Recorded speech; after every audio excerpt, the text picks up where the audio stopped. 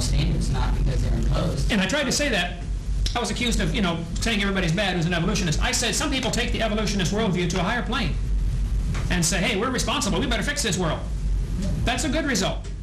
There are those who take it to the lower plane, like Hitler and communism and socialism. That's what I meant to say. There are those who take creationism. And I said that. There are those who take it to a higher plane, and there are the Jim Joneses who take it to a lower plane. So they are more equal, in probability and in It looked more like a mirror image to me rather than sort of an inverse. Well, I would say probability, mathematics would say this didn't happen. There must have been a creator. It depends on whether you're dealing with finite mathematics or infinite. Hold on, one at a time. What? It's either finite. It depends on whether you're dealing with finite mathematics or infinite mathematics. Because what's the probability that just a being is surviving on an alternate plane or on a higher plane than we are, that there's just something there that created it. You can't impose mathematics on that. That's why you can't. It's outside the realm of science. Yep. So it's probably a higher, less of a probability than evolution is, because when you try to decide whether there is some being that exists on a different plane than we do that we cannot perceive, that just seems like an easy way to describe why it happened. Well, I think we have enough examples of things that cannot be observed with the human body, but can be observed with instruments, radio waves as an example. That illustrates there are things that cannot be observed with our 5 senses. We have 5 senses. They are very limited. Let's take the sense of sight. You can see the color spectrum, red, orange, yellow, green, blue, violet. But there are things beyond our little color spectrum in both directions, right? X-rays, radio waves, microwaves. There are things in the same electromagnetic spectrum that are way beyond the ability of our eye to pick them up, right? Bugs, for instance, see a different part of the spectrum than we do. They can see ultraviolet. We cannot see that. The fact that we cannot see it does not prove it doesn't exist. We may be able to get an instrument to detect it. But the difference being that we don't say that they're just, say, fictional D waves. We just say, okay, these exist. We can't see it. We can't prove it's there, but they exist. That's like saying God exists, but you can't tell. There's no physical way to detect it at all. Yeah, I see what you're saying.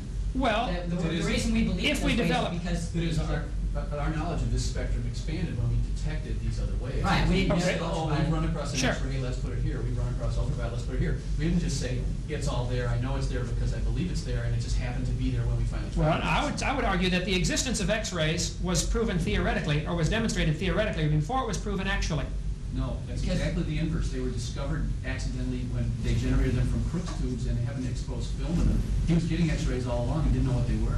Look at Madame Curie. She discovered X-rays is a bad example. She died, right. X-rays is a bad example. But there are many things, existence of higher chemicals, for instance, beyond 92, that were predicted before they were seen. Right. Many have still never been seen. They just... Because there was a link. They knew that there were existing elements and there had to be something else. Until we develop a prayer meter to detect God speaking to us or us speaking to God, there is no way to detect that. Right. I'm saying it is pure religion. I've admitted it all along. Creationism is a religion. What I want is the evolutionists to admit they have a religion also. They don't know what exploded. They don't know who supplied the energy. They don't know how the life got here from dirt. And they don't know how the life began to all of a sudden be able to reproduce itself. Reproduction is a complex process. DNA is extremely complex. And if you're welcome to think that it happened by chance, but I'm saying we haven't observed it, nobody's been able to duplicate it in the laboratory. Making an amino acid is not making life. But there's no physical existence proving the existence of God either, I agree. Except for human. I agree. So my whole argument is the way we're teaching our kids in our grade schools and junior highs and high schools is unconstitutional. We have a state-established religion. The taxpayers are all paying for this view and only this view to be presented. That's unfair, it's not right, and we ought to show both. Or if you could think of a third one, then let's show all three. I think if the kids are smart enough to know, somebody says, well, which brand of creation? Do you think the world came on the back of a giant duck that flew down here from some planet? Well, the kids could see that's dumb. But if you want to teach that, then let's teach that. If there's 30 different varieties of creation accounts, well, then teach all 30. Why have we only included this one? The textbooks will say, second grade books. I got one, it's packed away, but I got second grade book. Boys and girls, dinosaurs roamed the earth 70 million years ago. It'll say that like it's a fact in the second grade books. Okay? Well, what about the second grade books? You're right. It should say scientists believe that. Yeah, It should say, one theory is that dinosaurs roamed the earth millions of years ago. Another theory, which more than half of the U.S. population believes, More than half of the people believe that dinosaurs did not roam the earth millions of years ago, that they've always been with man, and there may be a few still around. But the population is, I mean, that doesn't make it so. Believing does not make it so. I agree for evolution also. That's right.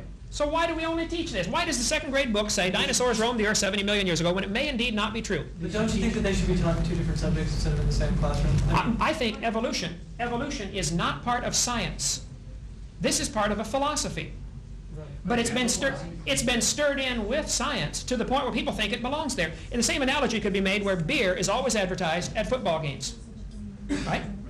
Beer has nothing to do with football. Show me what beer has to do with football. Or any sporting event. We'd be in real trouble. We'd be in real trouble if we limited ourselves to teaching only those things that we knew everything about. I mean, we couldn't, no one knows how sperm fertilize eggs. No one knows how that really works. Like you said yourself, no one knows, and I know this to be true because I did some engineering, but no one knows what electricity is. Right. We have to teach people something about electricity. We Sure. can't just leave it out because we don't know it all. So You've got to start somewhere and say, you decide for yourself. If you're a 6th grader and somebody says dinosaurs roamed the earth 70 million years ago, like you said before, kids aren't stupid. Some kid's going to say, well, wait a minute, how do these rocks get this way? How did this happen? How did that happen? If they believe it and it becomes their belief system, well, maybe they'll become geologists. But if not, they won't. I mean, I just don't see this monolithic plot to change people's lives with this thing that doesn't even really exist. I mean, you're not even describing evolution properly, let alone... Wait. What have I described about evolution that is improper? You're claiming that it has this coherent view. You get 3 evolutionists in a room at any one time, and you'll have 3 different theories of evolution. Yeah, and they each can prove the other 2 are wrong. Well, that's right. So there is no monolithic view where they all say this or they all say that or all secondary books say Christians, you get 3 in a room. dinosaurs. Oh yeah, get 3 Christians in a room too. The only one that's right is me. Now that's been proven over and over. But, okay. You know, and that's my only problem. Is it's a straw man. You build this boogie No. and you shoot it down, and it's just not the case. I think that we would have to go back to our definition of evolution. Is it microevolution? Then everybody agrees with that. As far as the macro theory of evolution, that this process started 20 billion years ago, this is the way it is presented. This is not scientifically supported. It is not supported by consensus of the American people. Most people do not believe this. Majority opinion doesn't mean anything. That doesn't mean it's not true, though. Okay, hold it now. What you just said, listen now. The world population doesn't have a consensus for the existence of your Christian God, but that doesn't Absolutely. mean he doesn't exist, so we've got to have a But consensus. you watch the arguments on creation evolution, and inevitably, some evolutionists will say, but the majority of scientists believe this. Scientists, they're not the public.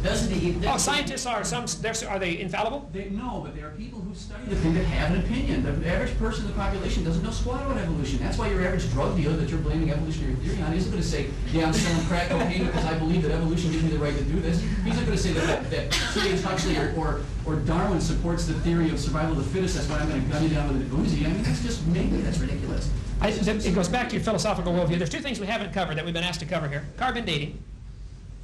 And I forgot the other one already, but we only got 7 minutes left, so we'll have to hurry.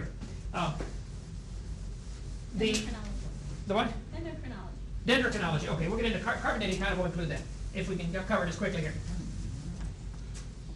Radioactive elements, and there are 7 or 10 of them, I don't know how many exactly, but we're going to take some of the simple ones. Carbon-14 is radioactive. Carbon-14 is formed in the upper atmosphere. The Earth has a layer of air around it, approximately 200 miles thick. It floats around all the time, it varies, but about 200 miles thick. Skip the details, we're going to call it 200 miles. When sunlight or starlight or radiation strikes the atmosphere, it adds excess energy to some of the molecules. Nitrogen can take on extra particles and become carbon-14. Carbon-14 then is radioactive. It's very